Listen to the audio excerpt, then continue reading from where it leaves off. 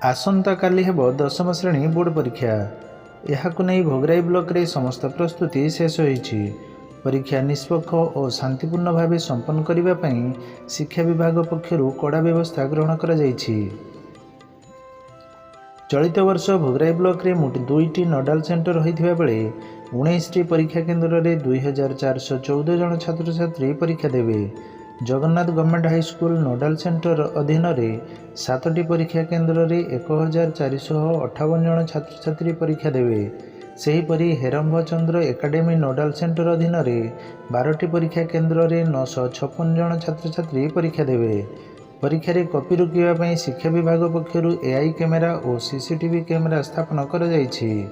ता सहित प्रत्येक केन्द्र रे फ्लाइंग स्क्वाड गठन करा जाईछि। परीक्षा रे शांति और श्रृंखला बजाय रखिबा पई समस्त परीक्षा केन्द्र रे पुलिस मुतयन करा जाईछि। विभाग पक्षरु छात्र छात्री को निर्भय भावे परीक्षा देबाकू आह्वान दिया जाईछि। ब्यूरो रिपोर्ट संपर्क लाइव।